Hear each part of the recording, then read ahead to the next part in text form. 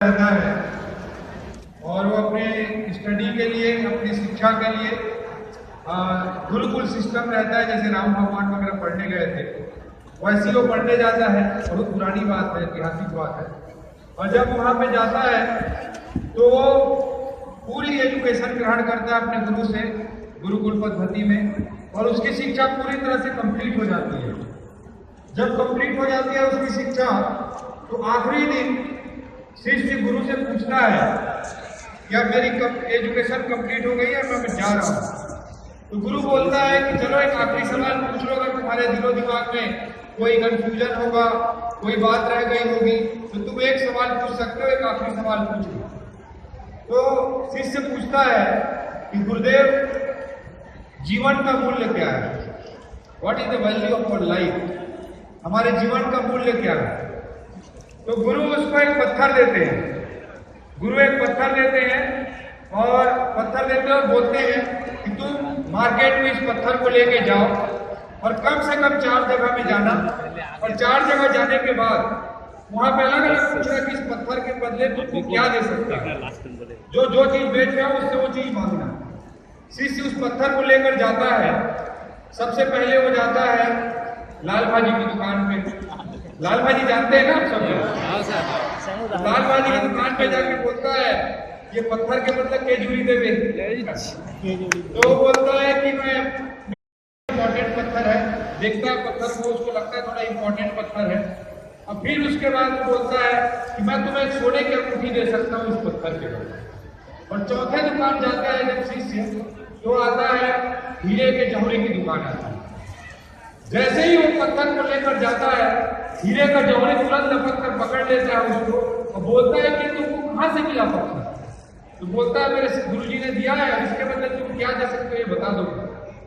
तो वो बोलता है हीरे का जौहरी, अरे इसके लिए तो मैं 10 कोहिनूर दे दूं, ये तो कोहिनूर से भी बड़ा हीरा है। अब ये चारों बात पूछ करके गुरु के पास जब जाता है शिष्य, बोलता है कि एक लाल भाजी वाले ने 5 जोड़ी लाल भाजी दूंगा बोला, केला वाले ने 1 दर्जन केला दूंगा बोला, और सोने के सुनार ने 1 अंगूठी दूंगा बोला, और जौहरी ने कोहिनूर का हीरा भी देने को तैयार हो गया।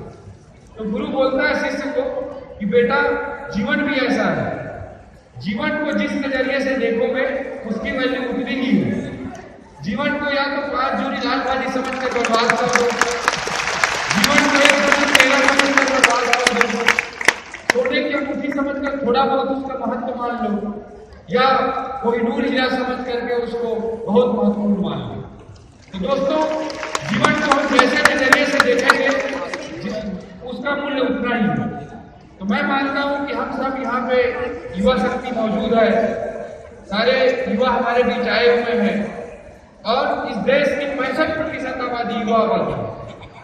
इस देश की 50% आबादी 25 वर्ष से कम आयु वर्ग की है, 65% आबादी 35 वर्ष से कम आयु वर्ग की है, और हमारे देश की औसत आयु 28 वर्ष है, और 2020 तक भारत देश की औसत आयु 29 वर्ष की है। जबकि आप सबको पता होना चाहिए कि जब ये सवाल उठ रहा है पूरे दुनिया में कि 21वीं सदी में भारत विश्व की महाशक्ति बन सकता है या नहीं बन सकता है। 12वीं तक की पढ़ाई करने के बाद के झा ने एक घर में परिस्थितियां इतनी खराब थी कि वो साइंस से आगे पढ़ाई नहीं कर सकता। वो एक दुकान में बैठता था और दुकान का संचालन करता था, उसके घर की इतनी परिस्थितियां खराब, और उसको ग्रेजुएशन करना था तो उसने पत्राचार से ग्रेजुएशन किया। पत्राचार से ग्रेजुएशन में उसने बीए किया, बैचलर ऑफ आर्ट्स किया, ह्यूमैनिटी में पढ़ाई की, सामाजिक विज्ञान में पढ़ाई की। और ग्रेजुएशन करने के बाद तक उसका भाई थोड़ा बड़ा हो गया था, उसने कहा कि आप आगे पढ़ाई करो, आगे कुछ करो। उसने सोचा कि मुझे आईएएस बनना चाहिए, आईएएस के लिए प्रयास करना चाहिए।